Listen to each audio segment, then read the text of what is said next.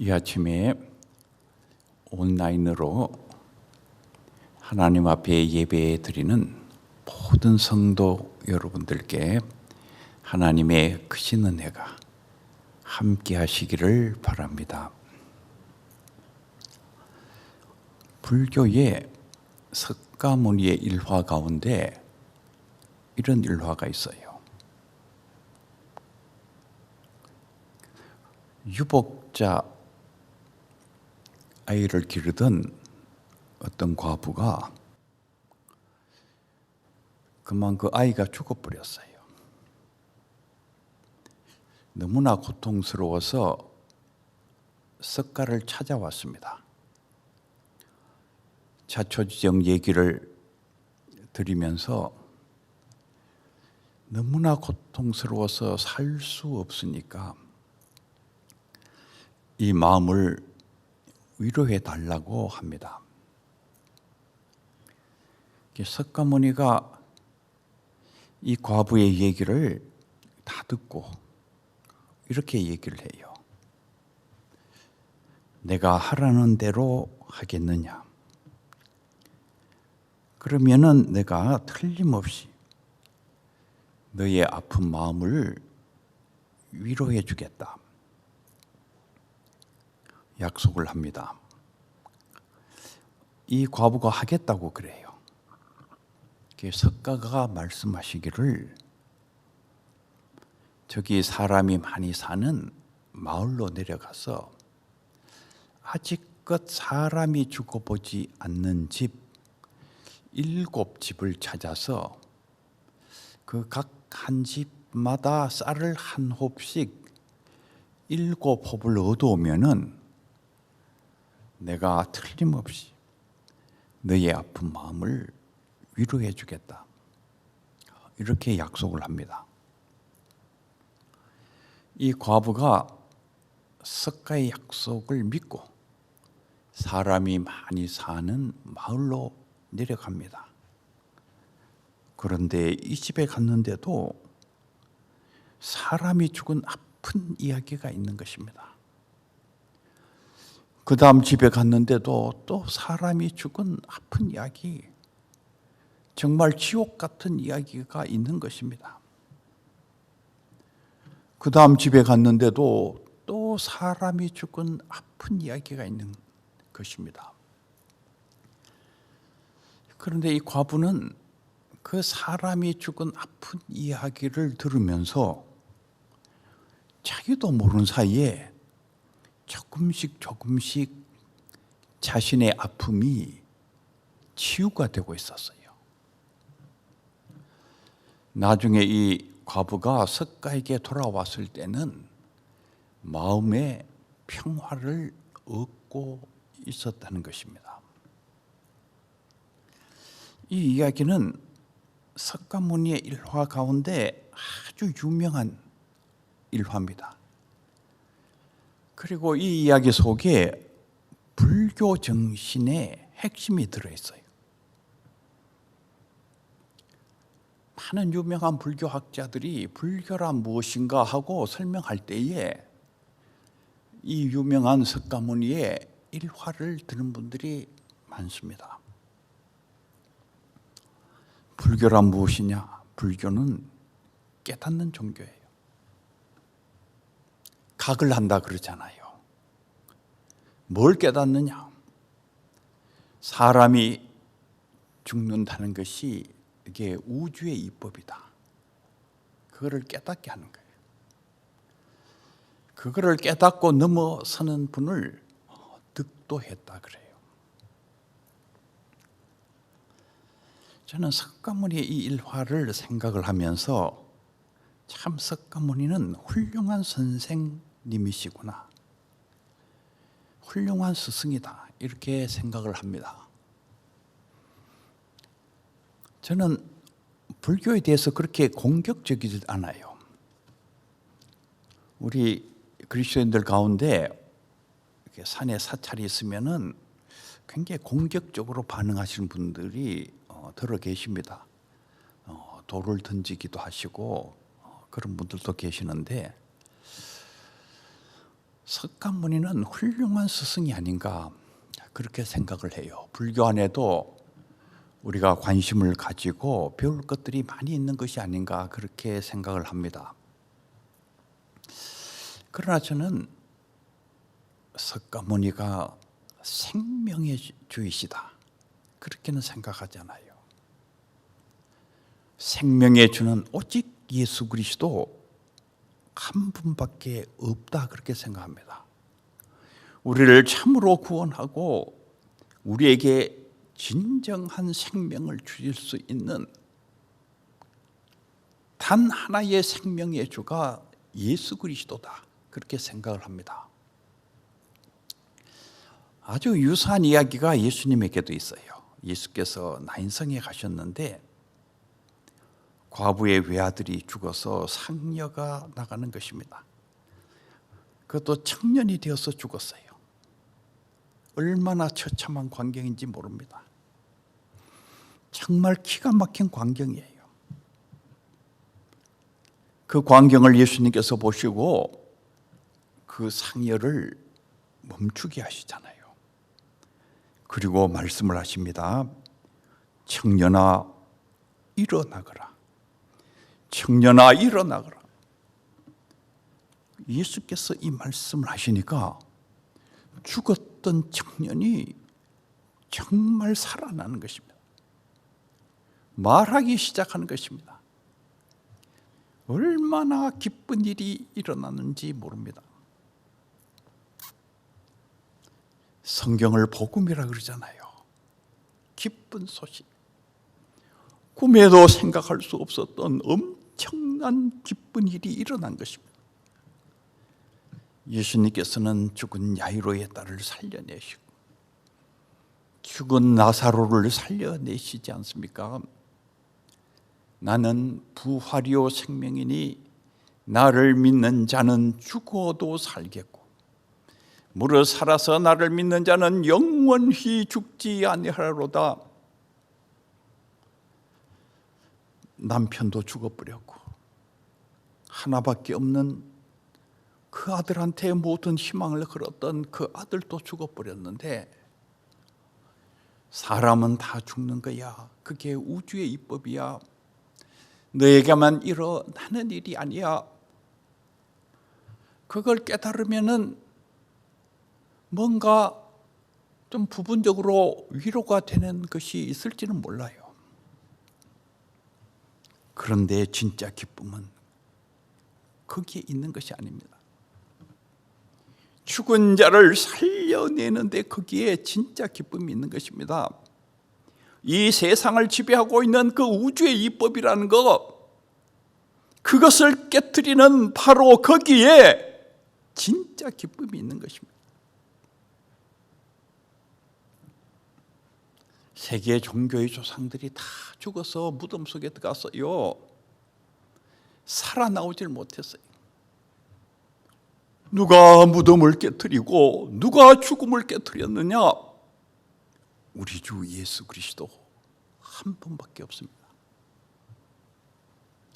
우리 주 예수 그리스도 안에 인간과 세상의 진정한 빛이 있다 그 말이에요. 이 예수 그리스도를 전하는 그곳에 진정한 거룩함이 있습니다. 교회는 예수 그리스도를 전하기 위해서 존재하고 있는 공동체입니다. 세상 사람들이 알지 못하는, 그러나 이 땅에 존재하고 있는 모든 인간들, 이 세상의 진짜 기쁨과 희망이 되는, 진짜 빛이 되는 바로 그 단 한 분 예수 그리스도, 그분을 전하는 것이 교회의 거룩한 길이에요.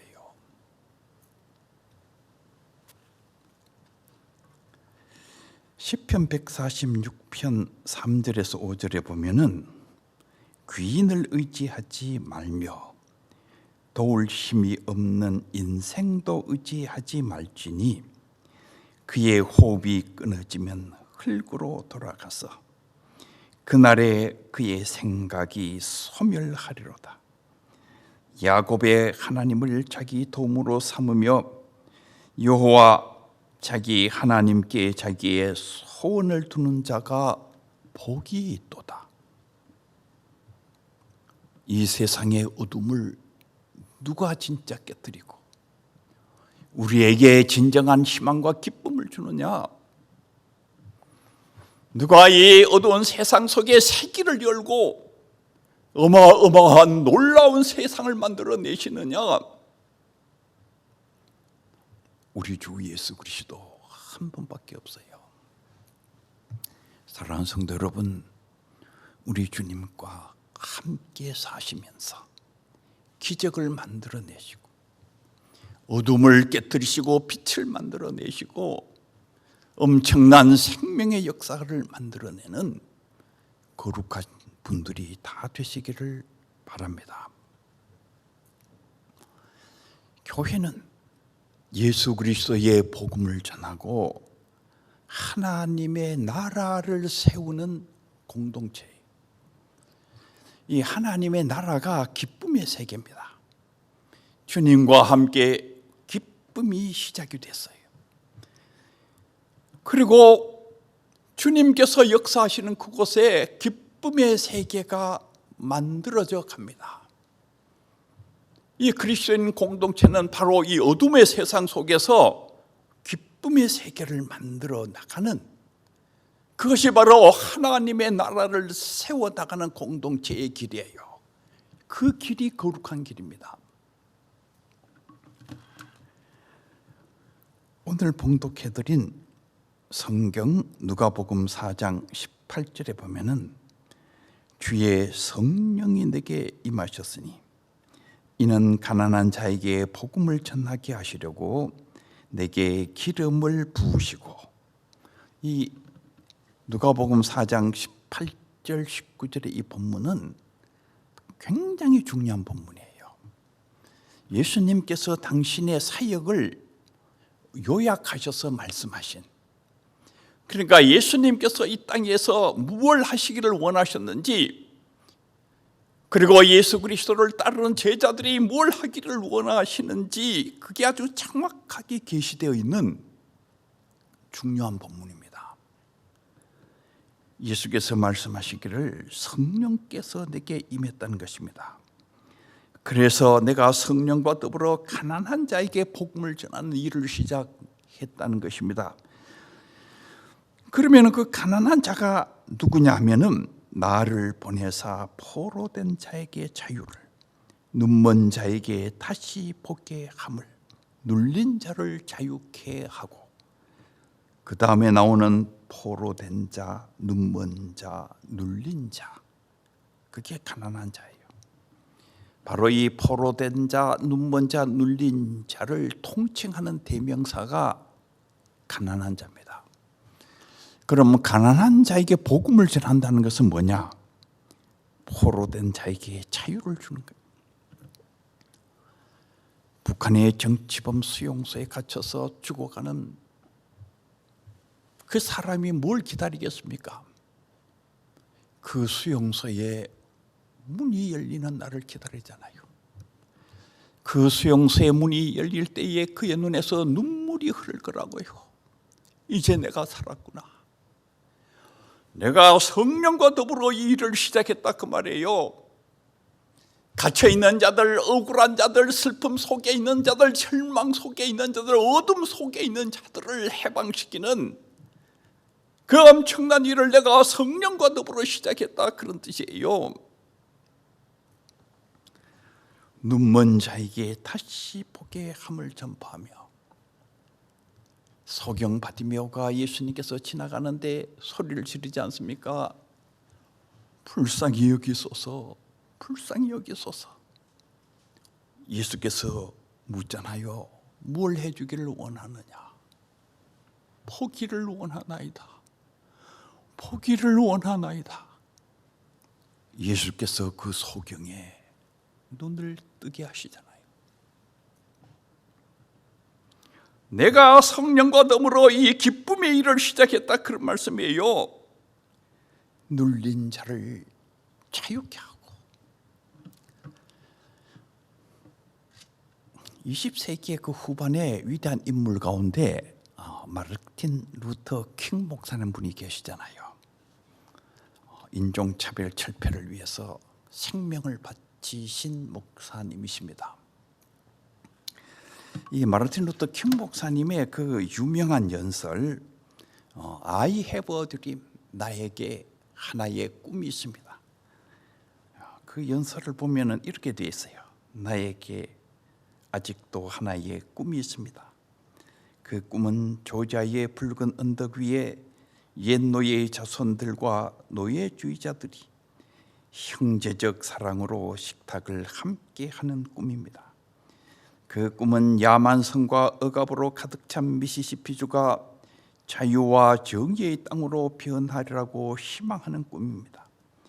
그 꿈은 어느 날인가 엘라비에마의 흑인 어린이들이 백인 어린이들과 손을 맞잡고 형제 자매처럼 함께 거닐 수 있는 날이 오기를 희망하는 꿈입니다.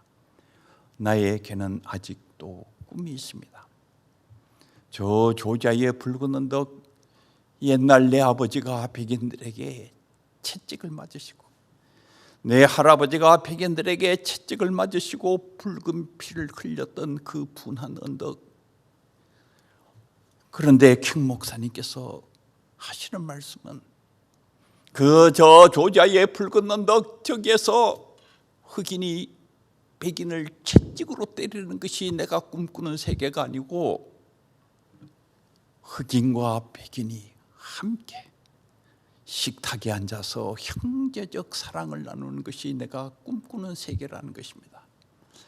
내가 꿈꾸는 세계는 저 엘라베마의 흑인 아이들이 백인 아이들과 함께 손을 잡고 길을 걸을 수 있는 그날이 오는 것이 내가 꿈꾸는 세계라는 거예요.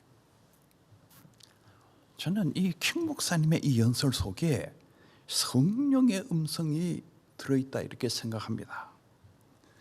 오늘 이 누가복음 본문에 보면은 주의 성령이 내게 임하셨으니 내가 눌린 자를 자유케 하는 성령의 일을 시작했다 그 말씀이잖아요.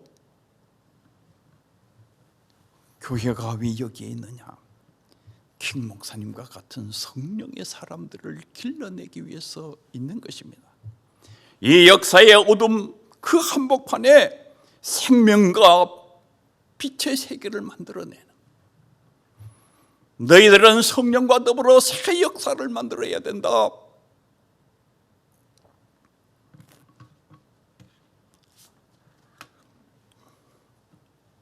저는 독일에 가면은 라이프치히에 있는 니콜라이 교회 거기에 자주 방문을 합니다. 방문할 때마다 이 가슴에 깊은 감동이 오고, 어떤 날은 예배당 안에서 기도하고 어떤 날은 예배당 밖을 계속 그냥 10바퀴, 15바퀴 이렇게 돌아요.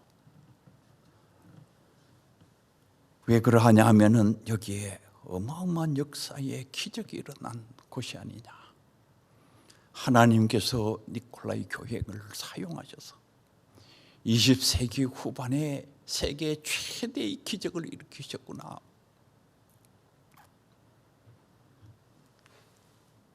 그 상당 기간 동안 거기에 이렇게 조그만 기둥이 하나 있었고 그 밑에다가 적어 놓기를 1989년 평화혁명의 자리 그렇게 적혀 있었어요. 지금은 시설을 더 좋게 하느라고 그게 없어졌는데 그 좀 있었으면 더 좋겠다는 생각을 합니다. 1989년 평화혁명이 여기에서 일어났다. 1989년은 베를린 장벽이 무너진 해입니다. 동서냉전이 끝장나게 되는, 그 당시의 역사의 가장 큰 어둠, 가장 심각한 문제는 동서냉전이었어요. 이 동쪽에 소련을 중심으로 바르샤바 조약기구 그 SS-20 핵미사일이 어마어마하게 배치되어 있었고, 이 서쪽에는 나토 퍼싱2 핵미사일이 어마어마하게 배치되어 있었어요. 그 핵미사일이 한번 불을 뿜는 날에는 유럽 대륙은 전부 다 완전히 망하는 것입니다. 생명이 살아남을 수 없을 정도로 어마어마하게 핵무기가 배치되어 있었던 그 동서냉전이 극한으로 다가가던 그 시절, 1982년 9월 달에 이 니콜라이 교회 목사님, 크리스티안 피러 목사님을 중심으로 정말 소수의 사람들이 모여서 평화를 위한 기도를 시작했어요. 유명한 니콜라이 교회의 월요 기도회, 매주 월요일 오후 5시에 모여서 기도를 시작했지요. 1년을 기도하고 2년을 기도하고 3년을 기도하고 변하는 것은 하나도 없었어요. 저는 이 크리스티안 피러 목사님과 니콜라이 교회의 성도들, 그리고 거기에 참여했던 분들이 참 훌륭한 분들이라 이렇게 생각을 합니다. 우리가 어떤 목적을 가지고, 주제를 가지고 기도를 할 때에 한 1년 기도하고 2년 기도하고 3년 기도했는데 아무런 변화가 없으면은 그만 힘이 빠져서 더 잘 못합니다.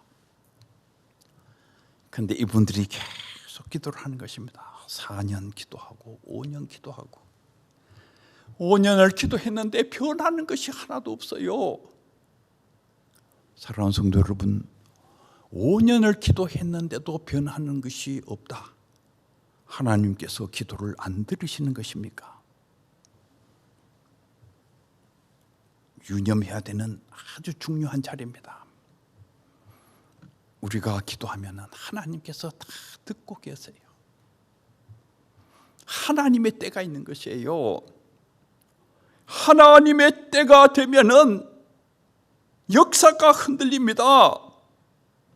엄청난 기적이 일어나는 거요. 6년을 기도했지요. 변하는 게 없었어요. 그런데 7년이 되면서 변화가 시작이 된 것입니다. 예배당에 사람들이 점점 많이 몰려오기 시작했어요.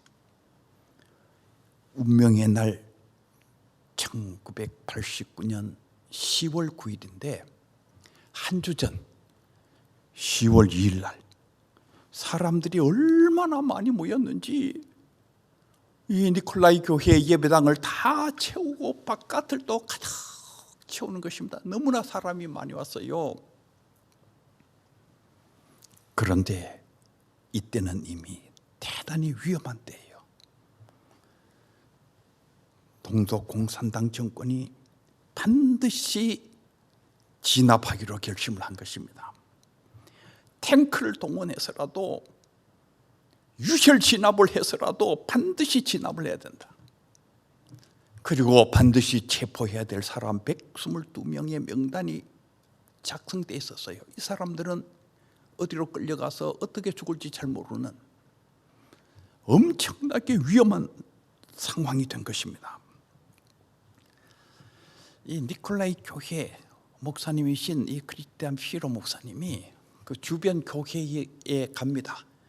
그 옆에 토마스 교회라는 게 있거든요. 이 토마스 교회는 아주 유명한 교회인데 그 유명한 작곡가 바흐가 평생토록 거기에 지휘자로 계셨던, 돌아가셔가지고 바로 이 강대상 앞에 거기에 묻혀 있어요. 바흐의 무덤은 바로 거기에 있습니다.